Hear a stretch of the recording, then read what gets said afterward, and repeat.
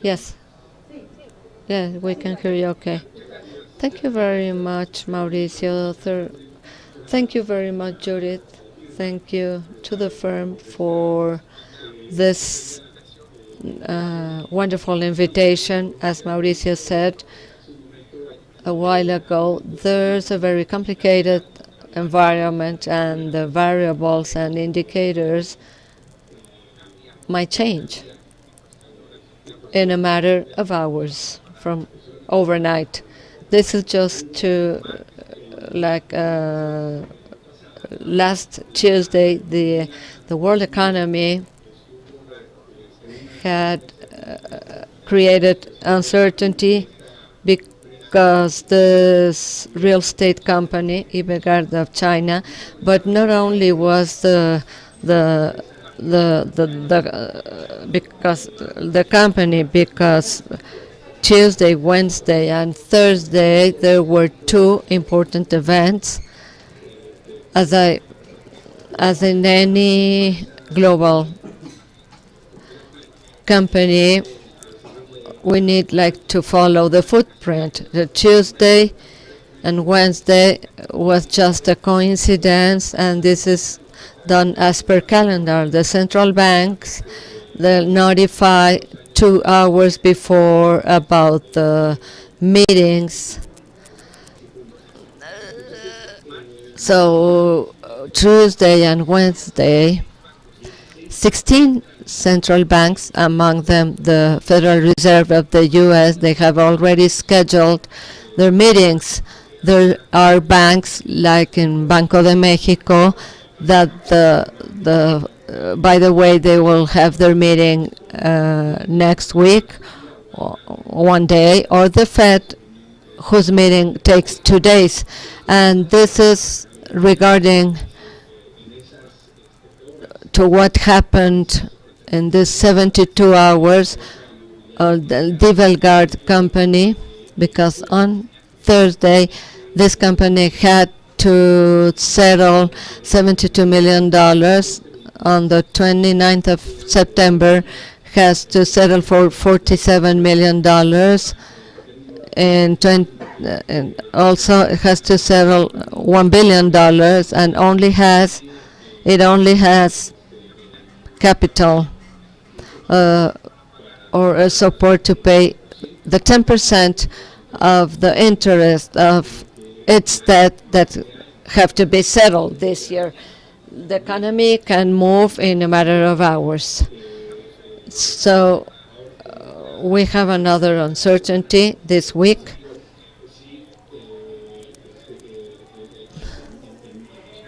Shanghai versus America. There's this interrelationship in maritime trade. Again, there will be problems of shipping when we talk about containers, also the semiconductors. So this can be modified in a matter of hours. I'm trying to share my screen.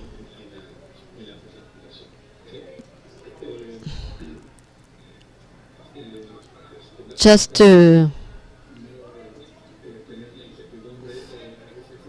Judith, can you see my screen? Yes? Yes, we can see it.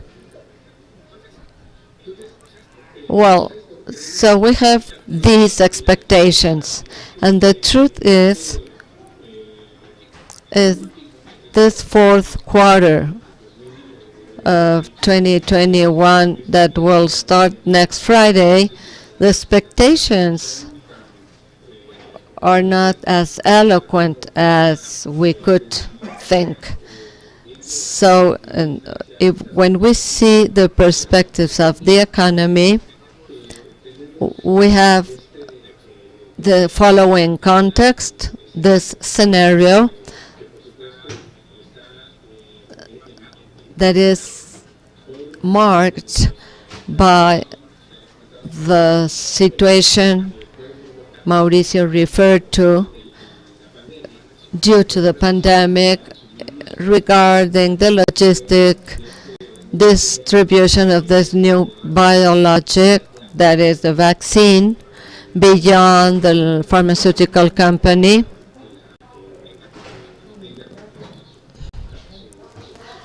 Beyond the brand.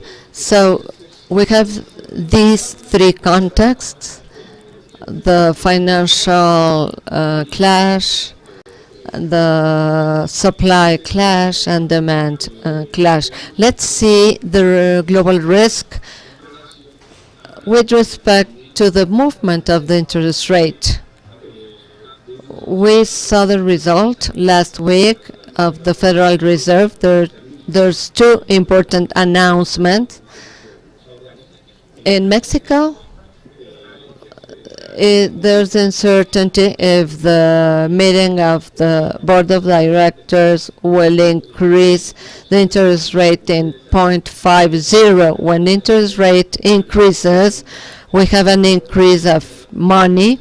The debt becomes more expensive, and also the money is lacking, and the interest and the debt of the individuals. In terms of this FX situation, it is not foreseen in 30 days. There is not foreseen a situation that will cause an abrupt movement in the FX market like the one we had in April of 2020 with the coins basket, because of the global contractions that led to a strong drop below zero of the price of crude oil. And this, of course, caused a sovereign risk.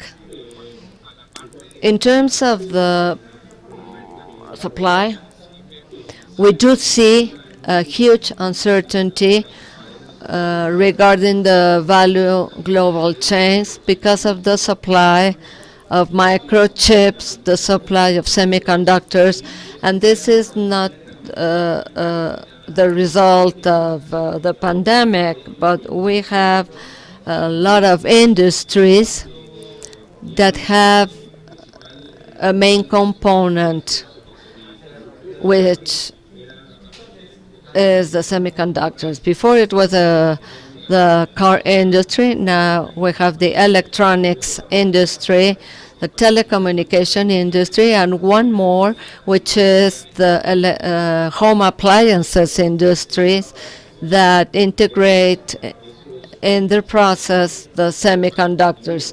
So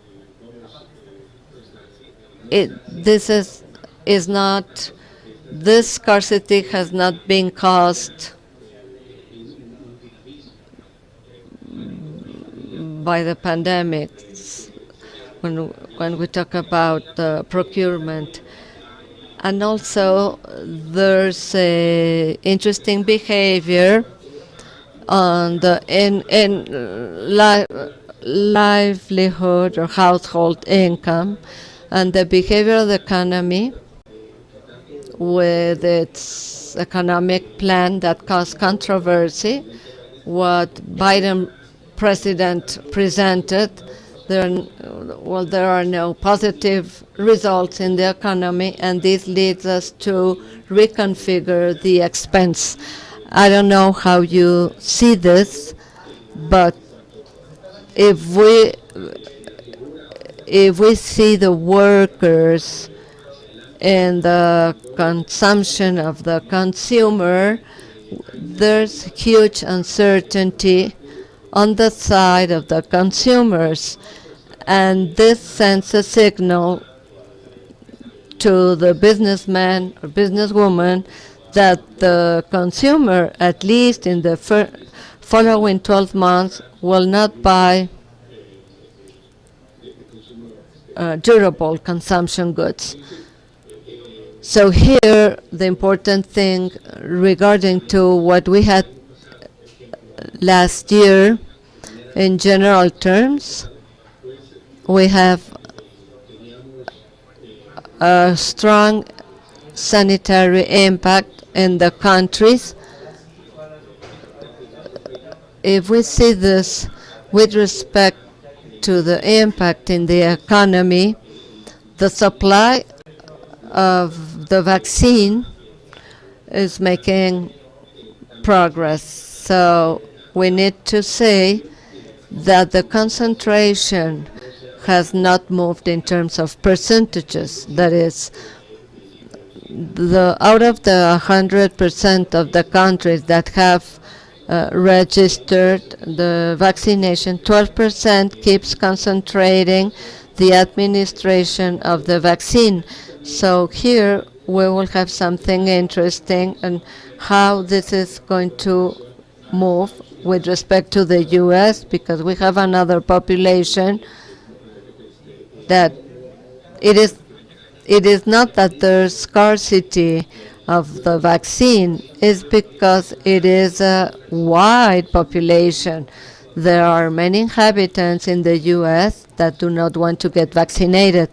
So this will cause, in terms of the companies, a high risk.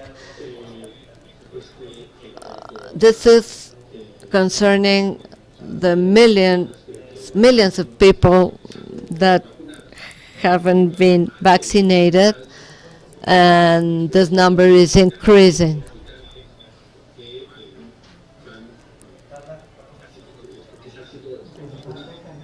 Well, I would like to stress the high-income countries whose population is being vaccinated vis-a-vis the countries of medium income, and let alone the low-income countries. For example, we foresee a geopolitical context on the part what the European Union is doing with the sanitary passport, and this can cause that there will be a movement in the flow of people. So where this leads us in terms of the global economy with respect to the supply of the vaccine. There's a favorable environment that we do not foresee a fourth wave, so to speak, with respect to what we had in the fourth quarter of last year, in the sense that we will have simultaneously influenza and SARS-CoV-2 intertwine. So the supply of this new biologic started to be distributed in the countries at the end of last January. So something that is important to highlight is a comparison between the crisis of 2020 vis-a-vis the crisis of 2008. During 2008, the production was destroyed. The production dropped because of the financial impact. In 2020, the production was stagnated because the countries determined strategies in order to establish barriers in the front, in the border, see how the foreign trade of goods dropped. Also, the aeronautical industry had a strong impact in tourism, for example. the consumption industry had a strong impact as well. This with respect to how the recovery of the economy was vis-a-vis the third or fourth quarter of 2020. We see that there's a gradual recovery of the world economy and the foreign trade behavior. Here we will see one negative connotation in this slide. So we will see the days where the International Monetary Fund presented the international expectations. Well, I'm going to focus on the U.S. The IMF in July said that for this year, the economy of the U.S. would be growing in 0.7%, but it is not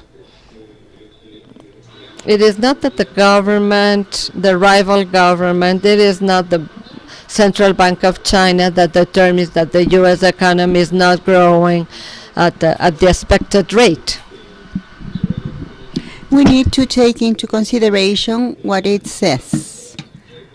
The IMF, regarding growth for this year in the United States, as a result of being the flagship or the train that pulls world economy, and the economy in the United States is reflected in industrial activity, manufacturing activities of the value global chain or supply chain. Therefore, we need to analyze, as I stress out, how in recent July the IMF had a positive horizon over U.S. economy, but 8 days ago something saw the reserve, the Fed, regarding this related to what we have in China. Something important to consider for 2022, in the same way the economy, the world economy fell in 2020, and how the economy reopens, and the way that private investment is given as a goal of internal markets, in local markets as a goal, the private capital. When international trade increases, there is a big movement in international and national investments. And I highlight this because 2021 is a year where the economy grows. Even when the growth is smaller, for example in Japan, in 2021 regarding other economies, Japan has an important recovery related to the negative behavior it had in 2020.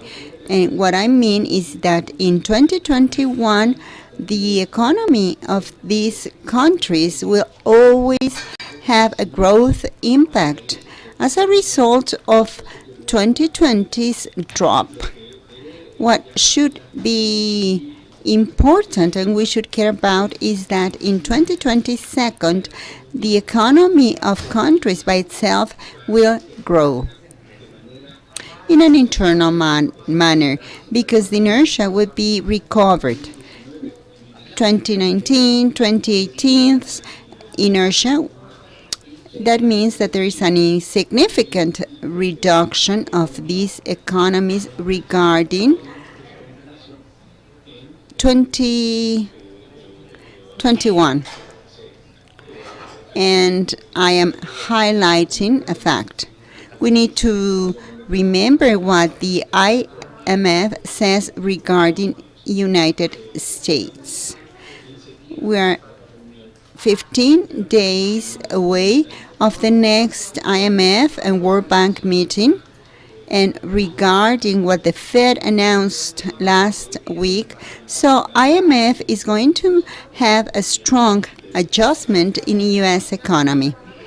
And same as before, when we open economies, when supply and demand flow again, I underline and show for the expression, but everything grows. Food, metals, inputs, energetic. When the economy is booming, this demand is required, so markets are reactivated. Of course, this is going to be seen regarding the economies that make up the economic and financial and trade group. The economy will grow. Seemingly, the lowest growth in economy would be Japan. That forceful landing will be in 2022, probably 23. Then Japan's growth cautious regarding U.S. growth. The most important impact it's going to be in 2023 in the United States, and I underline what the Fed mentioned, a strong signal to be really cautious regarding U.S. economy. And there's a first warning signal here. 2021 for the economies shows a strong inflation. Regarding movements, rates, interest rates, as in the case of Mexico. We are very short away to come to a 6% inflation, 5.87, and this is going to cause to contain prices and speed up the economy, that we move the other component of the economy policy that has three elements: inflation, exchange rate, and interest rate. That's why I was saying that in this short term, we do not see a sudden movement in the exchange rate. We need to take into consideration the fact that the fiscal year of the United States will be over this Thursday, and the new fiscal year of the United States will start on October the 1st. We need to analyze then how this behavior will be regarding the decision of the Fed in next November. Then, as we were saying before, demand from the consumer is not positive.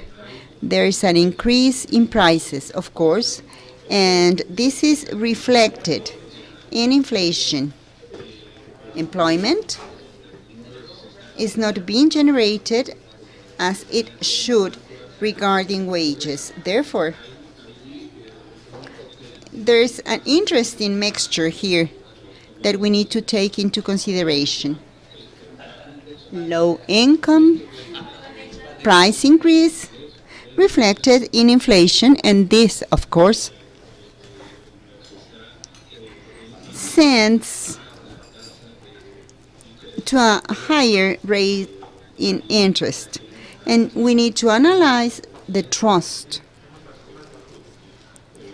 in consumption. I don't know how you see the behavior of product prices regarding your countries, but what I do see is that this context, a combination of inflation with interest rates, it's a call for attention.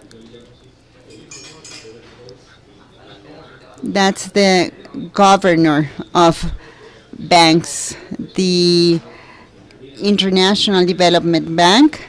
As Carstens mentioned, be careful with inflation because it may cause a huge problem. Hopefully this is not the case, that we have deflation, increase of inflation, and a drop of the GDP. Therefore, we need to have in mind the fact of reference rate, its reflection in capitals regarding this important banks of financial international level. We will see results finally in elections in Germany and how this influences the economic policy of Germany, which is going to be reflected in the European Central Bank. And we need to take it also into consideration that in November 22nd, intermediate elections in the US will take place. Therefore, it is very important that the migration reform that Biden had promised is generated, that the economic plan of Biden gives important results in terms of infrastructure, and therefore there is an enhancement in the U.S. economy, and this is in turn reflected in global economies. This is not considered as a positive scenario, but it depends a lot on how we see currency policies. If capital is imported or if it is exported, we need to see both sides, in the sense that how the currency policy is doing in these countries. Remembering that the increase in interest rate is reflected in debt and will make money more expensive, but that's positive for capital attraction. Therefore, considering some economies in the sense of a currency policy regarding inflation and interest rate, it is very important to have this in consideration regarding investments that are generated regarding consulting or advisory from different firms as offered. In order to have this in mind in this section of 2021, and of course we need to get closer to the decision that the Fed will make in November regarding this area, how the U.S. economy and the bond decision, which also impacts the behavior of international economy. And this, of course, would be impacting the capital movement. Now, once they are so necessary, when investment movements are so important regarding fund flows in this context, which is present in this market. And of course, in that part regarding exchange rate, we also need to be cautious in this analysis regarding the way in which interest rate is doing, consumption in the respective market, and whether import activities or export activities take place. This is aligned with the fact of companies with important global presence. They are in this flow for global value chains. So in this sense, we see how this is going to be opposing the capital market regarding the placement of supply, regarding demand of countries' bonds. And here we need to see, for example, right now, Argentina, Brazil, of course, Venezuela, Peru, how they are doing. Mexico is not the exception regarding the placement of bonds. We need to see how this is consolidated, how the cabinet is formed in Germany, and how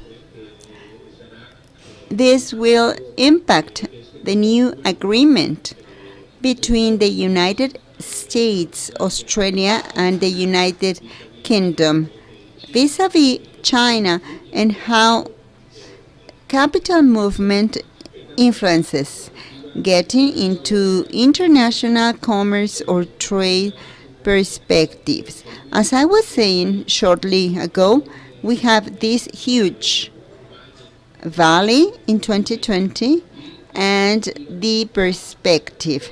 Of course, this is going to have a significant behavior.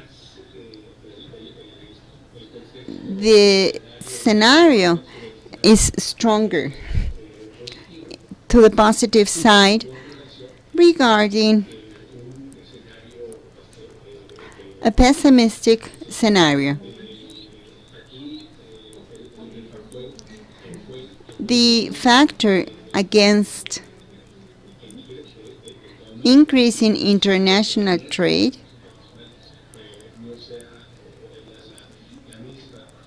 is not the same in the fourth trimester 2021 or 2020, which is the lack.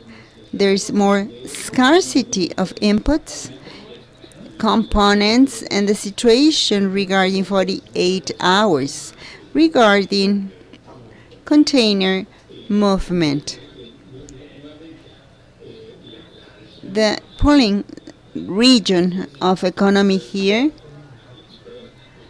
international trade, would be the Asian one, and we need to pay attention on how this is being formed, analyzing international policy makeup. So there is a continuous movement in the United States and United Kingdom as well as Australia, but also this strong recomposition of the group. Now, talking about what we were seeing in the morning, announced by the State Secretary that the priority of the United States was in Asia Pacific and not for free. That Biden has heard, and we need to remember this, that relationship with France, to the extent that the French president calls its Australia and New Zealand ambassadors, Australia and United States, taking into consideration that in diplomatic terms, or when a government like France is calling to a consultation for its ambassador, that means that the relationship is calling between France and the United States. And we need to consider the effect that we have on the lack of semiconductors, affecting mainly the international industry, the automotive industry.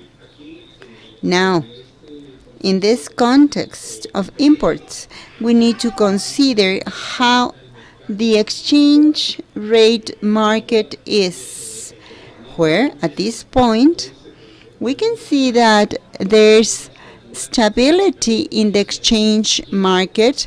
This is reflected in the import and export activity of countries, depending on the side we consider. And here we need to see, for example, in these two lines of North America, there we can see that conflict that we are going to have soon. And I stress out regarding Washington,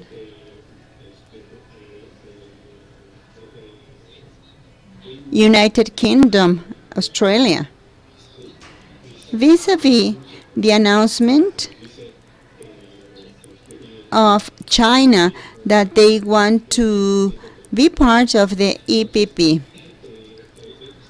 These two lines are really significant in the sense that the most important region, the one that buys from abroad, is North America and of course Asia, vis-a-vis exports. The region that exports the most is Asia, regarding that region in the middle, regarding Asia exports growth. The top exporter is China, and there is a slight recovery of U.S. economy, but they cannot grow more than the United States. Now, getting into the final part of this presentation, how the expectation of international investment is. Of course, there was a drop on capital export in 2020, and the 2021-2022 expectations seem to be adequate. Therefore, there's going to be a strong battle on the extraction of capitals, and the economic policy of countries. It's really important in this area. It's important to see the political recomposition in geopolitics vis-a-vis China, for example. So it will depend a lot on the strong politic of countries. And something important, the certainty of businessmen in front of the certainty for that internal market in order to attract investment and also to support production. How the situation of employment is doing, and that's why on the first slide I was saying something about employment, which is not having that behavior, the one that was expected, and then the International Organization of Labor is saying that our base year says we do have a strong deficit regarding the creation of employment. 144 million people lost their job in 2020, and in 2021 there is an important recovery, but this deficit of 75 is in place. In 2022 we do not have a promising horizon regarding income, and this causes the increase of informal economy. And you know very well, in terms of public finances, it is also reflected in the fact that there's no optimistic perspective in the collection of taxes. Now, getting into conclusions.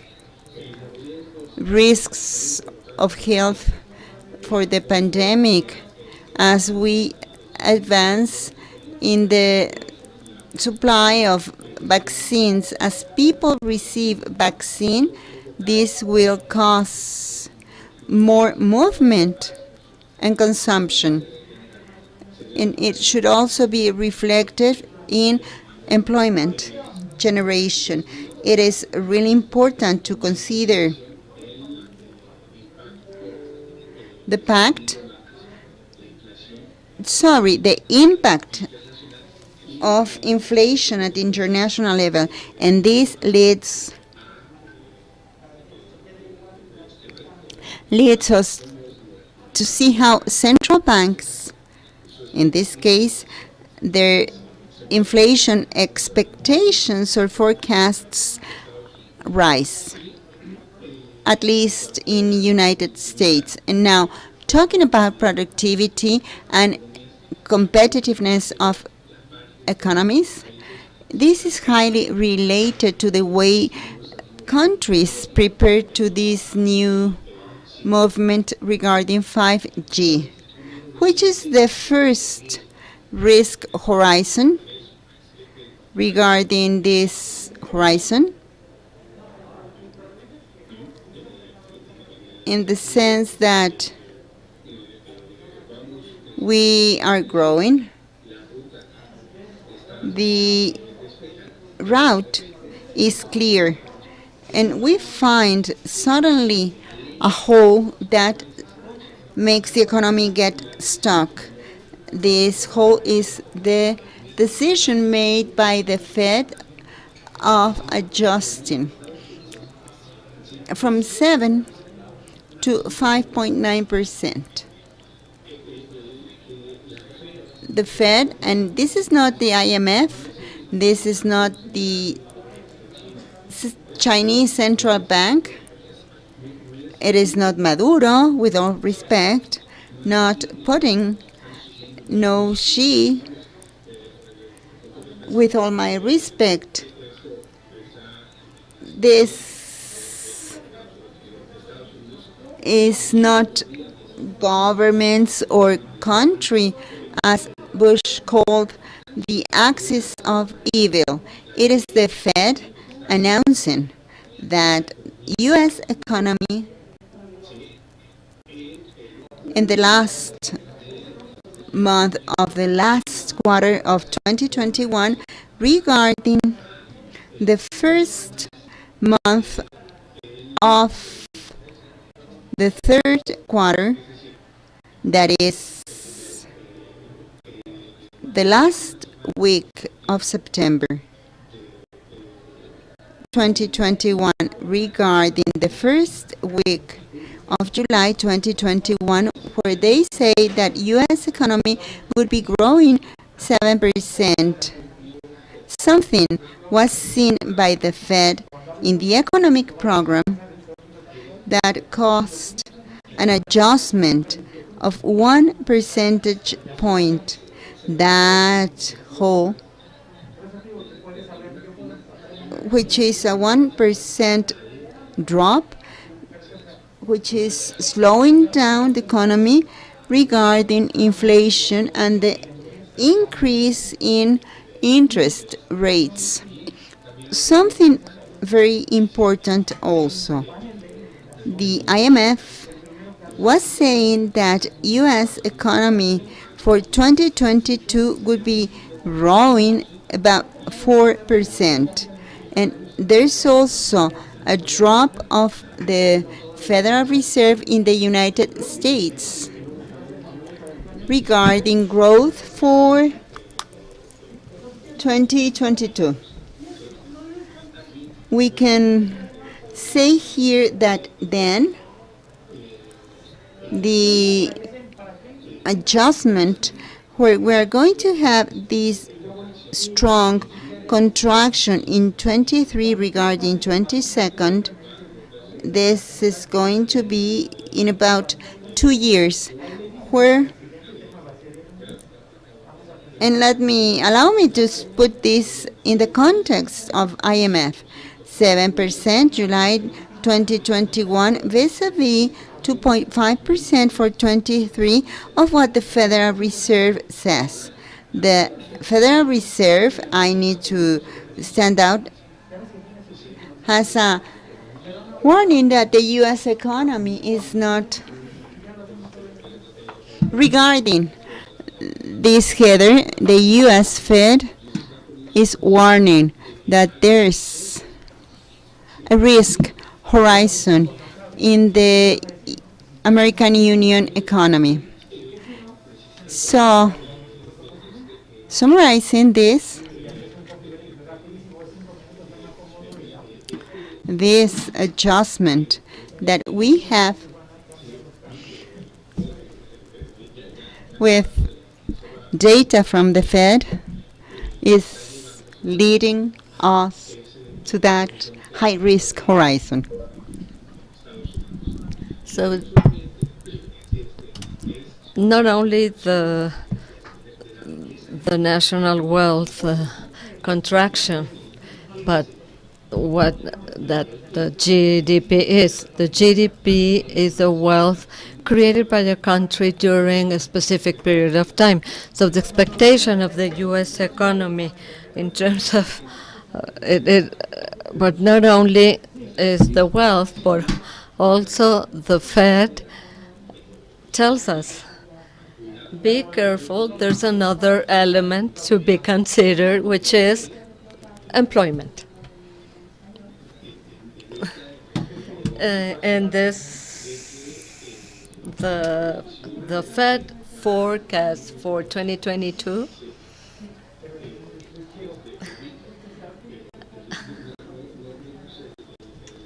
I did include the 2021 figure, but it's 3.8 for 2022 and 3.5% for 2023. What does this imply?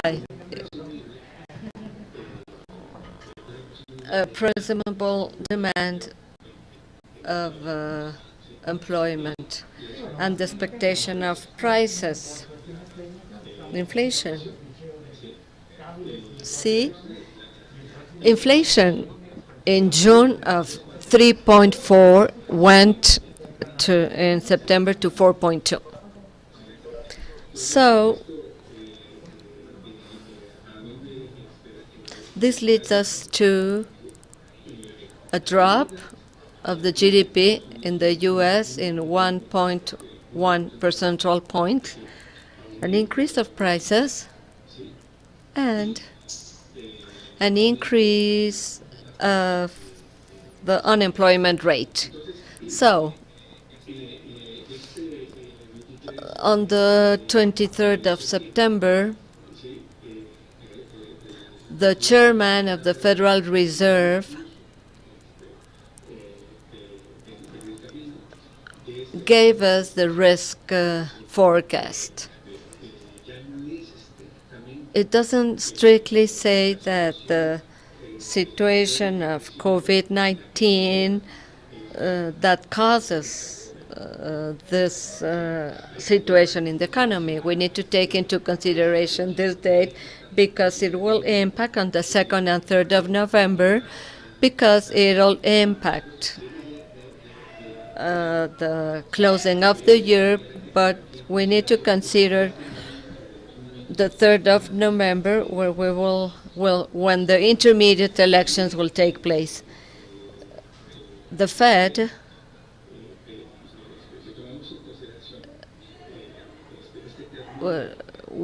if we take the 23rd of September as a thermometer with respect to the intermediate elections in next November, the expectation of 2024 with Harris, so the Democrats will not be in, probably will not be in the horizon.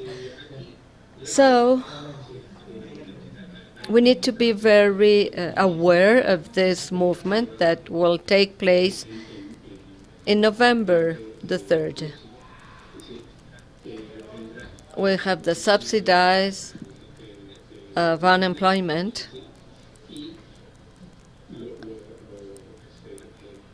Well, this is what it is important.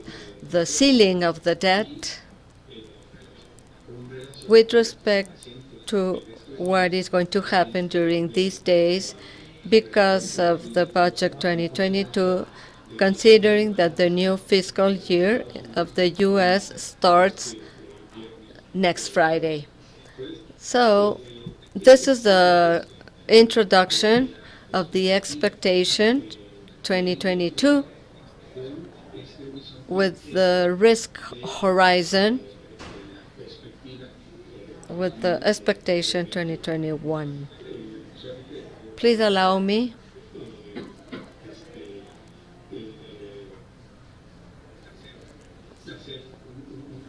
to make a comment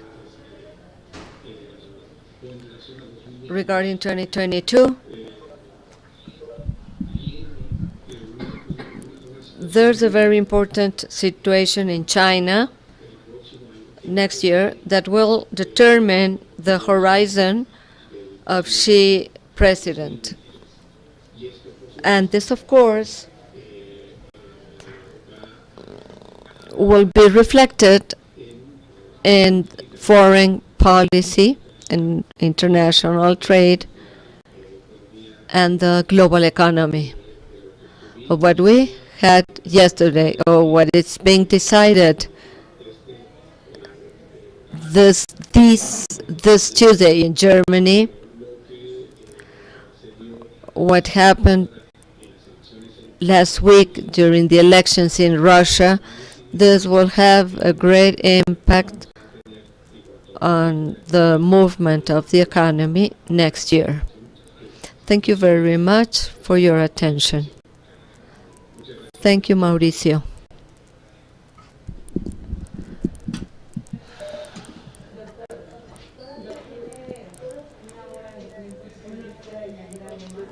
Would you like to add a comment, or you still have time? Please, I'm going to take you to the foreign policy context. This is just a brief introduction of what we have. The participation of the global economy vis-a-vis the international policy. I just want to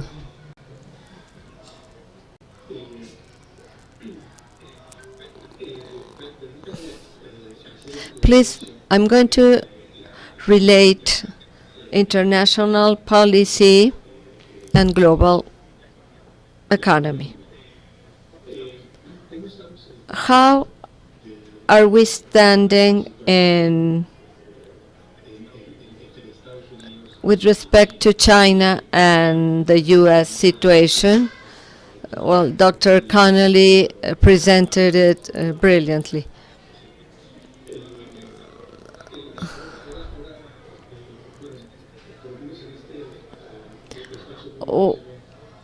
Mauricio did not mention this, but I remember the meeting that took place in 2019 when Dr. Mubarak referred to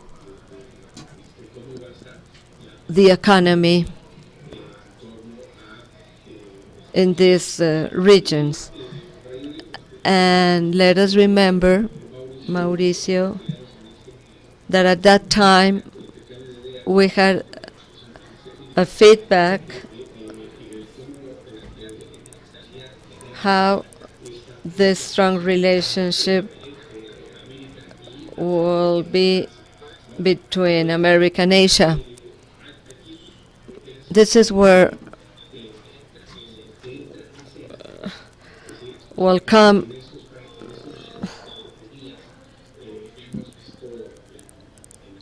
this is what we have seen in Latin America regarding to what happened in Mexico and in the US.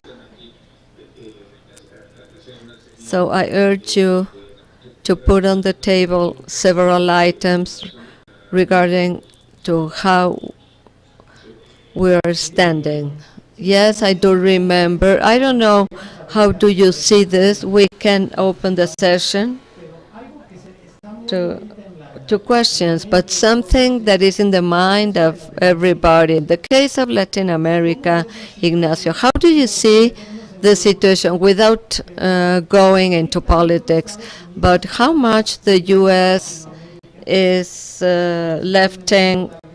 leaving aside Latin America, perhaps without considering Mexico, and how much China is taking the main role in Latin America, how this will come into play, because this is like water and oil.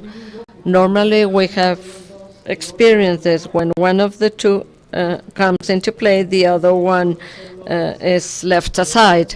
So it is like saying, if you invest, I won't invest. Well, how do you see this economically speaking?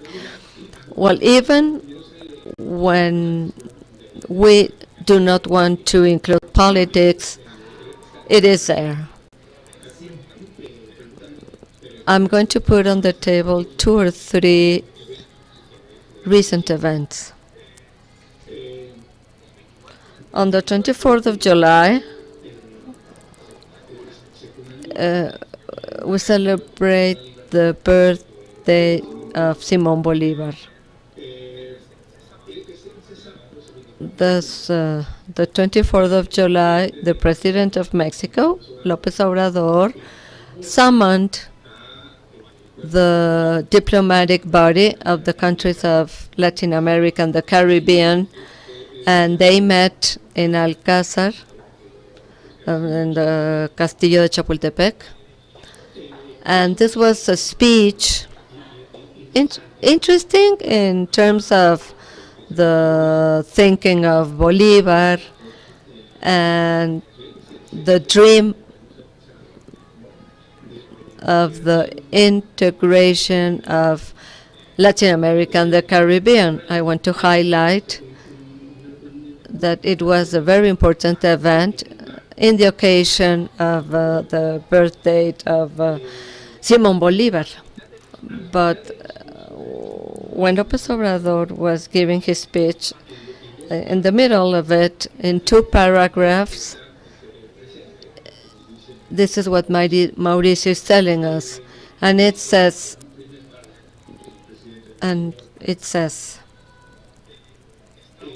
the U.S. has moved away from Latin America and the Caribbean, and since this, and China has had, and thanks to that, China has participated more with Latin America and the Caribbean. So the Asian country has increased its relationship, investment, and participation in Latin America and Caribbean beyond the diplomacy of the infrastructure. with the Colombian friends, you can say, how is the investment in infrastructure of China on Peru or Brazil or Argentina? We have a strong presence in Nicaragua, Bolivia. Out of the 33 countries of Latin America and Caribbean, China is patient. This is what President López Obrador presented or mentioned in this first paragraph. In the second paragraph, the President López Obrador stated, we need, there's a strong presence of the U.S. in the continent. If it's not the case, China will take over. And President López Obrador said, and for anybody is convenient that China had a strong presence in Latin America. President López Obrador says in the second paragraph, the presence of the U.S. in Latin America has been more military than economic. Has been more, and I have told personally to President Biden that the U.S. has to foster a sustainable development in the region to take over China. This is the first argument. Well, the second moment took place on last Friday, or the 17th of September, when he met. No, I'm sorry, the 18th of September, when he had a meeting in Mexico with the CELAC Forum. And the representatives of the president, first ministers, representatives of foreign affairs or international affairs of the countries were in this meeting. And surprisingly, he participated in a meeting of Latin America and the Caribbean countries with China. In a very important speech, a 3-minute speech, President Xi made public that he will increase his presence, he will strengthen his influence in the countries of Latin America and the Caribbean around a very important axle of stratagems and the Chinese diplomacy, not only in the sanitary or financial part or commodities part, but it'll be present in the new technologies around 5G. Another momentum was given between Mexico and the U.S., where in Latin America was indirectly present. The 9th of September in Washington, a meeting took place called High-Level Economic Dialogue between Mexico and the U.S. And 4 pillars were weaved. And these 4 points that were established, one has a lot to do with Latin America and the Caribbean. That Washington the communique from the Foreign Affairs Secretary is different from the communique of the Department of State. So Mexico mentioned that the U.S. will increase its presence to foster development, mainly in the Central America Isthmus, when there's a coincidence in the communiques is in the part referring to cybersecurity, where Washington says that it'll foster a plan of cybersecurity to where it is not necessarily that I mentioned China, but China is there to contain the threats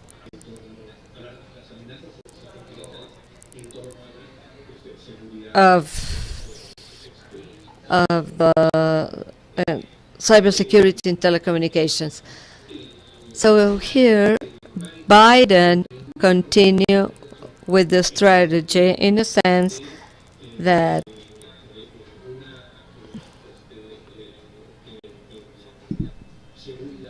the security, what they call the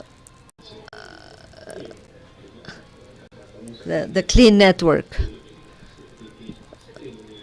There are 73 countries since the strategy fostered by Washington since the 20th of January in the afternoon when he had launched the first discourse against China. From January, as of January, 23 countries have endorsed the strategy, Washington against China. So the question here, that's why Mauricio said that the analysis and the presence of China in Latin America and the Caribbean, it was not possible to leave aside the economic politics. This is the speech made by Antony Blinken to strengthen the presence of the U.S. in Asia-Pacific zone, particularly in the territorial sea of China, where when Latin America comes into play, we need to see that the 33 countries of Latin America and the Caribbean, which governments support the plan of cybersecurity that is being fostered by the U.S. against China regarding 5G. In Bolivia, we do know that the strategy of the Bolivian government with respect to lithium, the main field of lithium, the silica and lithium are the base for 5G. The most important field of lithium in the world is 10 kilometers away from the border between Mexico and the U.S. So the Silicon Valley is at the border of the U.S. and Mexico, so there will be an initiative in the energy reform where implicitly there's the policy on lithium that the government of Mexico will conduct. So there's a very strong investment of China in each one of the economies of Latin America and the Caribbean, mainly in infrastructure. From 2017 to 2022, China had compromised an investment in the subcontinent, $1.2 billion. So this, of course,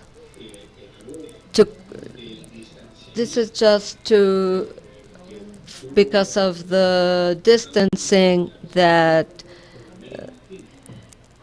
taken by President Trump with Latin America. So we have a strong relationship in this challenging relationship between the U.S. and China, which is not strictly due to the tariffs established by Trump, but this is because of the cybersecurity around 5G. We have 73 countries that endorse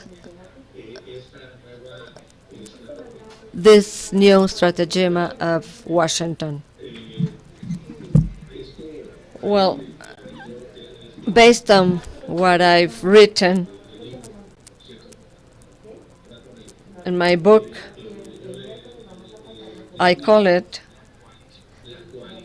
the military coalition, international military coalition. So we need to go to a military dictionary to analyze the military concept of a coalition. So this is what little by little what Biden has built. In a bilateral way, we see the relationship between Washington with its Department of State regarding Latin America and the Caribbean, having China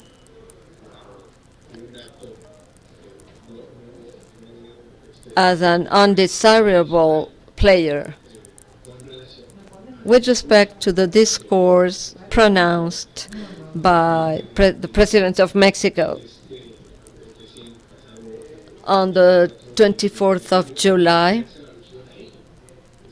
and in the sense that it is required, more presence is required from the U.S. in Latin America to stop the progress made by China. That's why Mauricio was saying that, I don't know, it's very difficult to leave aside the international politics because of the relationship of China with Latin America and the Caribbean vis-a-vis Washington.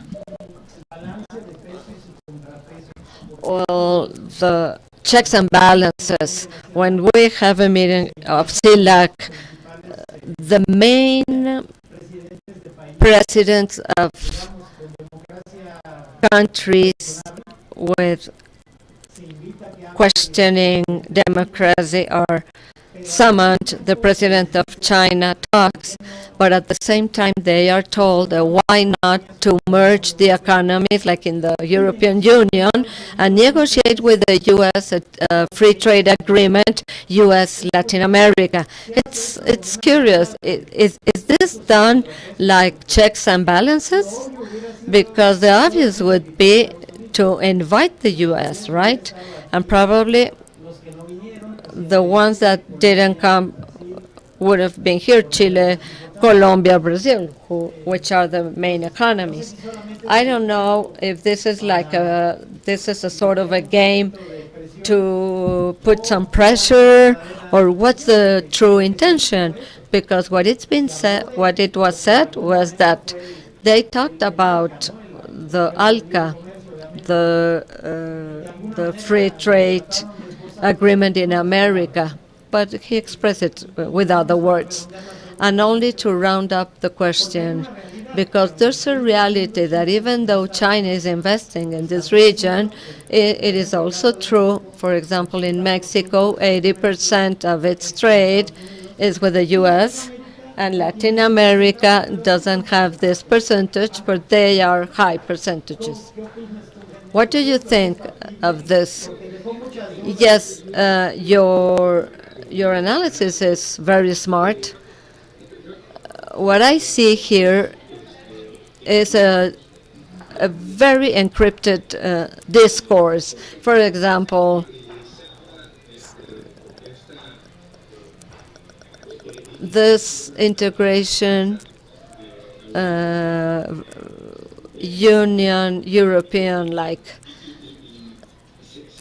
European Union like, and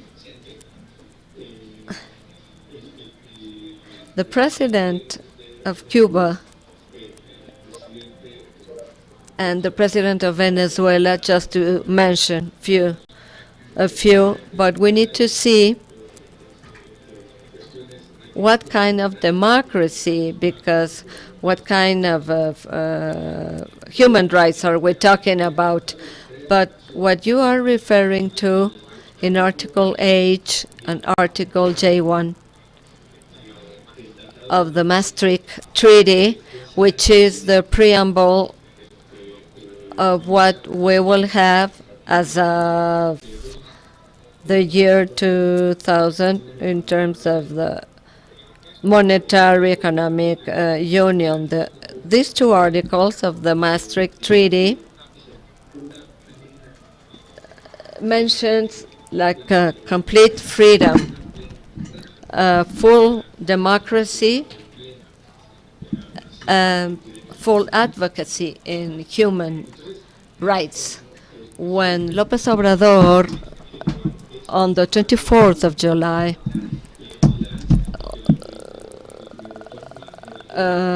mentioned, and he rephrased it on September, and now in presence at the highest level presence with most of the attendees, he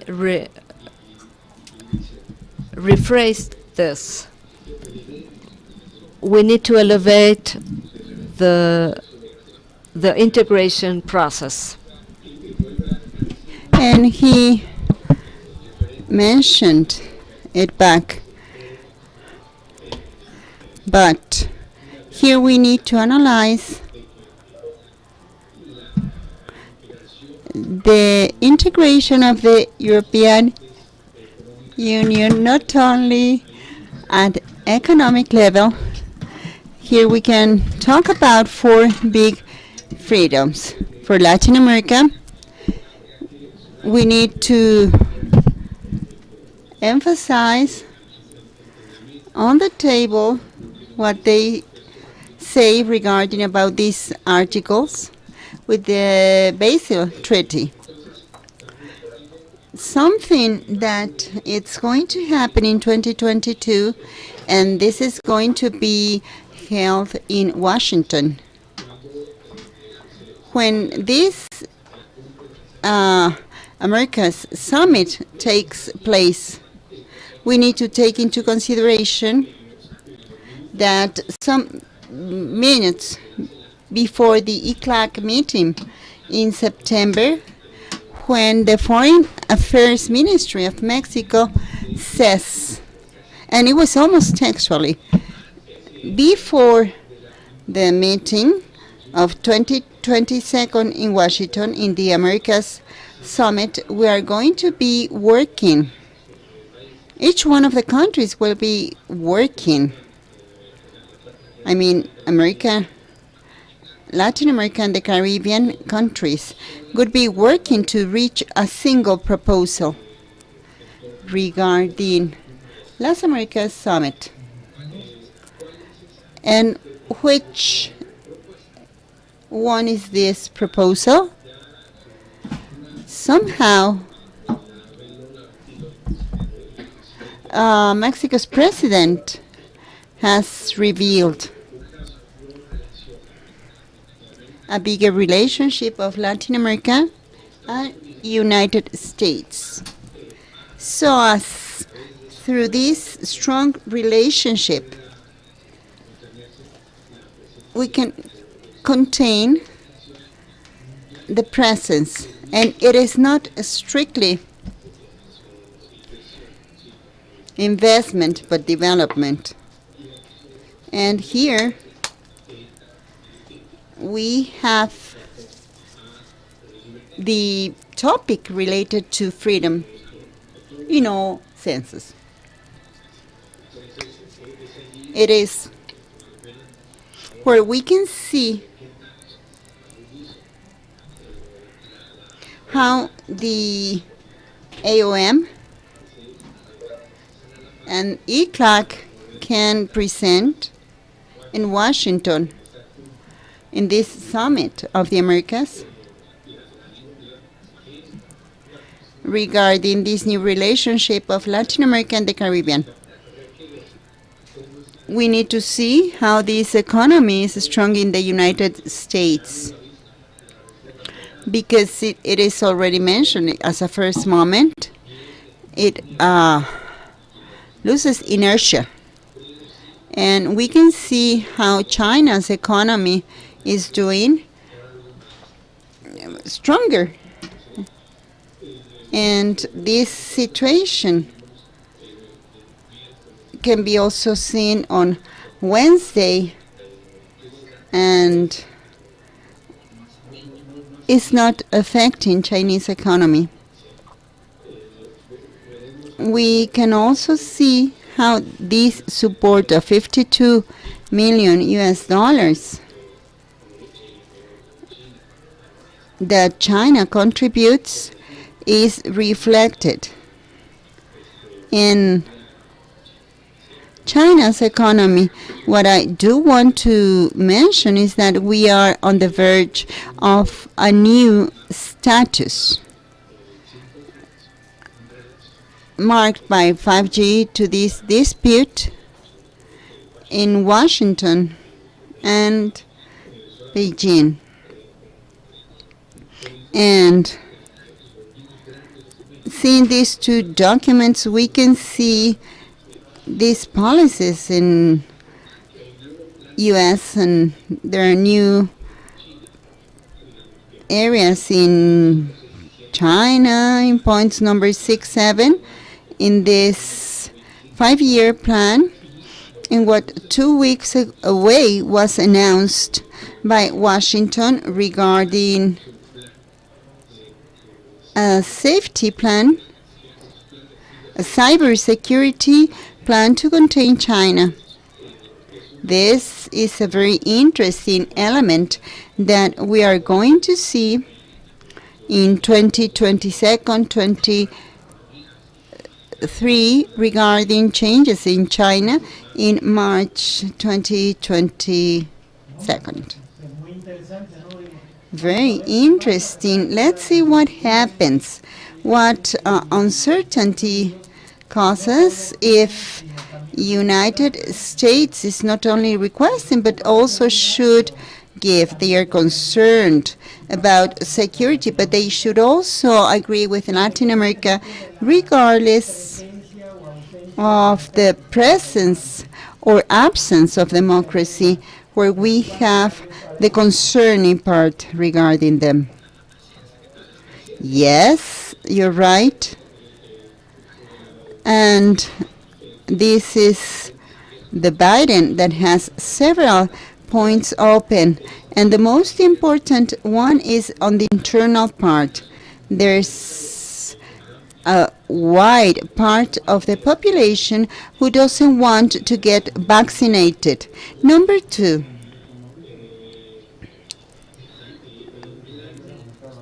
the plan, the infrastructure, which is today authorized to Biden regarding economic changes. These economic changes are made up by 1.9 billion US dollars, and the national infrastructure plan calls for $1.2 million. And now Biden does have a scarce margin for this plan, mainly the economic one, the economic rescue plan may demand at midterm from October to September 2021 provide this margin, and this is intermediate elections term. That's the first Tuesday. There is another element which also needs to consider Biden, which is referent to the proposal that needs to be sent to the Capitol for the migratory reform. This has caused huge problems in Washington regarding security.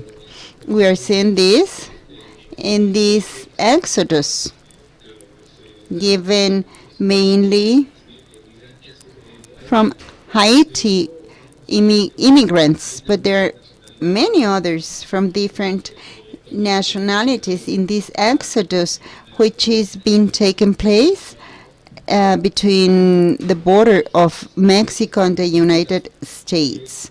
Certainly, no doubt, this is the most important front.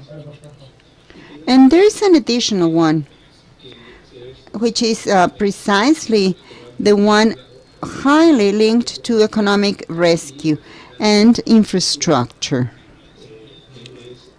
being the supply chain, where in terms of economic and trade security, Biden does not want, before a future crisis, to, and moreover, if it is external, that the external factor affects the industrial production of the United States, affecting U.S. economy, and of course that this is reflected in the economic health. And this is where we have this strategy coming from Biden of fostering a new strategy for supply chains. And of course, within these supply chains, it is not considered or contemplated China's market. It is here where we need to analyze how Latin America and the Caribbean is doing regarding the supply for the United States in these terms of primary activity and secondary activities. And the export, but mainly, and the composition of,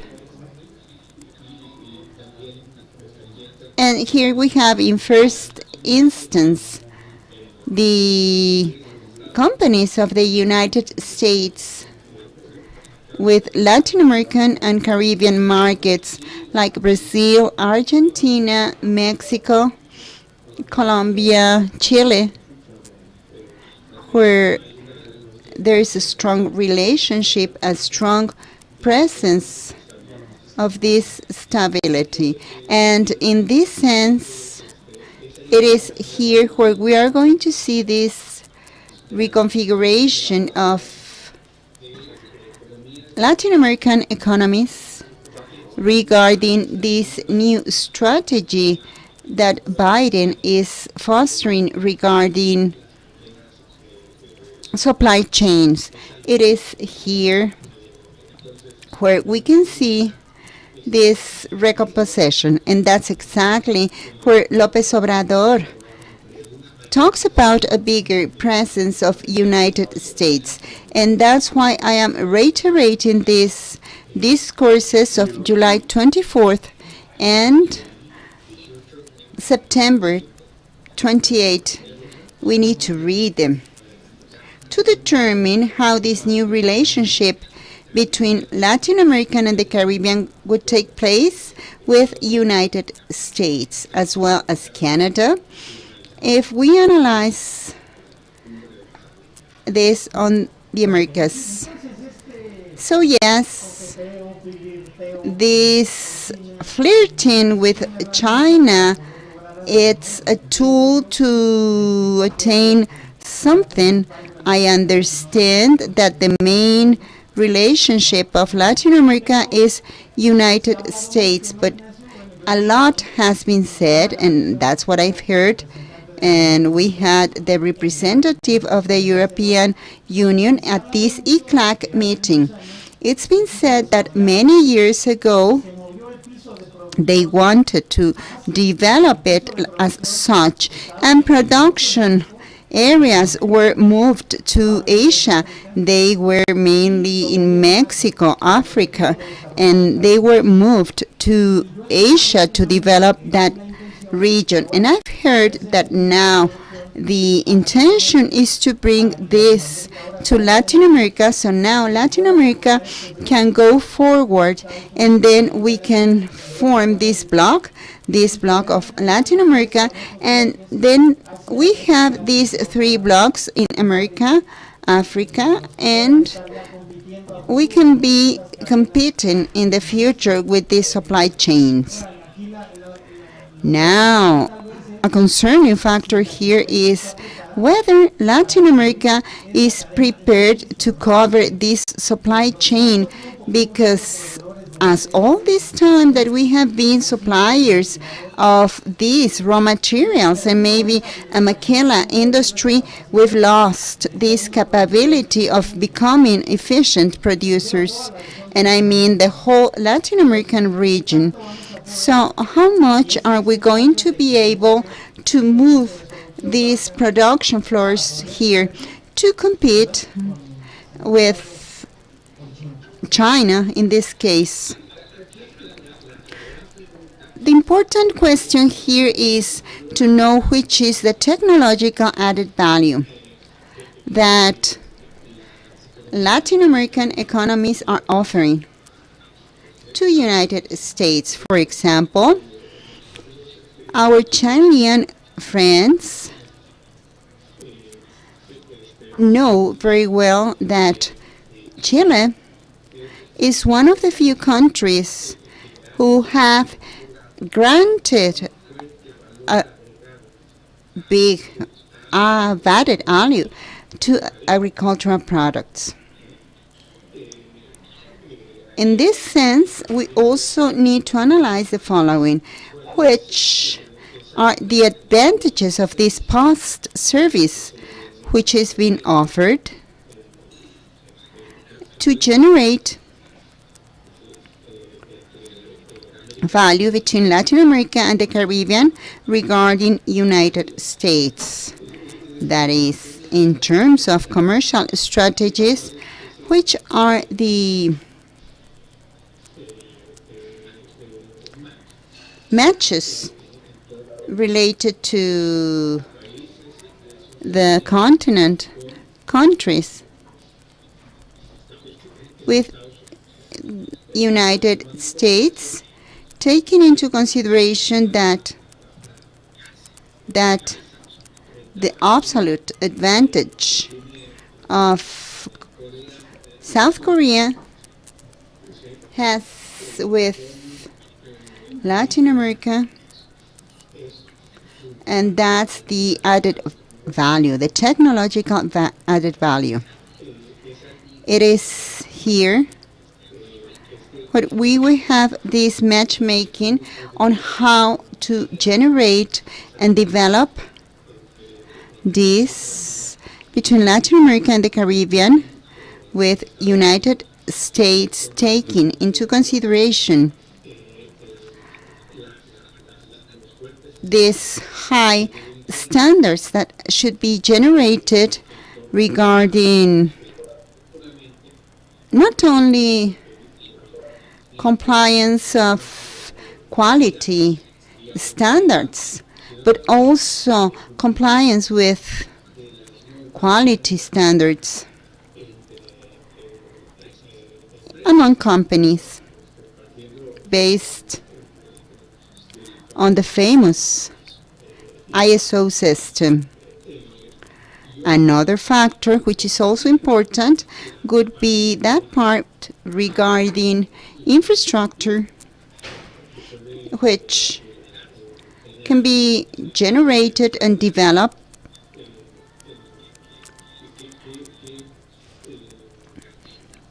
and which supply chains can be fostered by means of infrastructure. It is precisely here where we are generating, again, in this geopolitical infrastructure development, investment in infrastructure, and here we have back again silk routes. Here we have the strategic role for this silk route Afghanistan has in this region between Asia and Europe. This is the Eurasian country for silk that becomes strategic.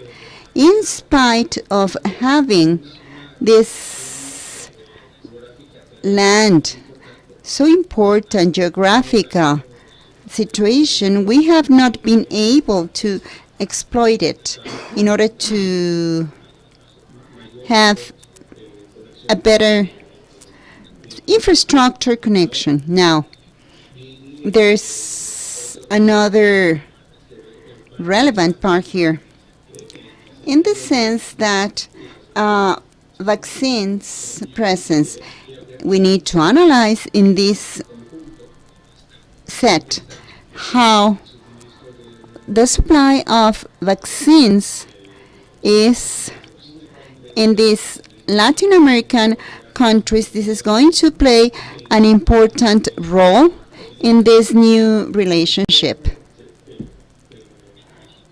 Mexico at the front, because Mexico has 49 municipalities at the border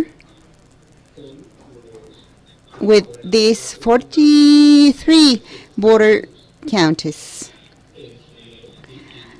The Mexican government, for example, has not been able to vaccinate the whole population of these 49 municipalities, causing, as we know, 18 months of delay that the United States has closed for non-essential traveling the south border regarding Mexico. And not only in this case Mexico by itself, but any foreign visitor that wants to enter through the land border to the United States, not being an essential trip, cannot be done. And in this context, in this geographical context, we're talking about all this regard. And yes, it's going to be very important, that part regarding the way in which human rights, democracy, transparency mechanisms, and anti-corruption mechanisms are given. That's why I'm saying that if we are talking about European Union mechanisms, it is not basically the economic part, because the Pacific Treaty offers now what we have, the Lisbon Treaty, the pillars, so as to have that whole interaction. And this is where we have the last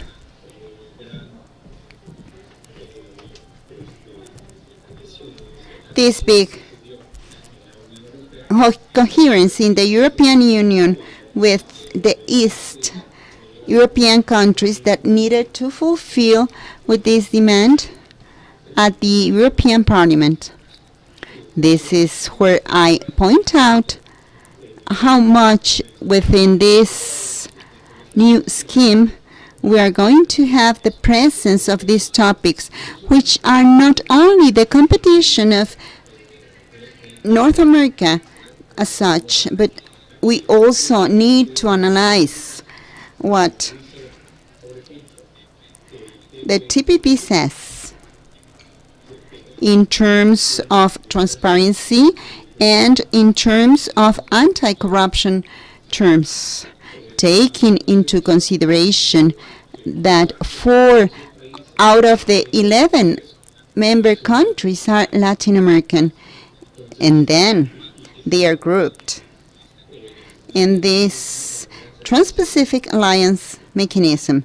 Then we need to see how much the other Latin American countries and the Caribbean countries would want to make there these mechanisms which are present at the TTP, not to say strictly of what this can be done in Washington. So it is regarding these topics, and something really important here, the European Union recently renegotiated free trade agreements with some Latin American countries. Mexico, for example, within the new treaty context is present with these 3 important topics: democracy, human rights, transparency, and the 4th one is anti-corruption. Not to strictly mention Washington, but the new non-commercial topics that are permeating in free trade agreements. And just to point out 2 treaties where Latin America has a wide presence with the European Union and also at the TPP framework. These 4 topics that are non-trade topics, democracy, anti-corruption, and transparency, are at the framework of Mexico. Therefore,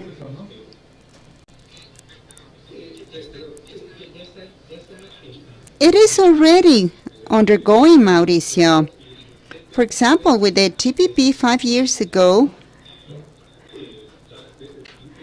just for Mexico, Colombia, Peru, and Chile, from 5 years ago for Mexico and Chile, starting 2 years ago with the European Union. In Mexico, with United States and Canada, since 1 year ago, this is already in place. The thing is going to be, you cannot ask a country to invest in its country if they don't have in place these 4 things: democracy, human rights, because those are requirements for investment. Really interesting, Ignacio. Wishfully, we can have another talk when we have this America Summit. It would be interesting to provide follow-up, even if it is not the yearly meeting, because this is going to affect everybody on one side or the other. So this is really interesting, this summary of this economic situation of the world. So we are really thankful with you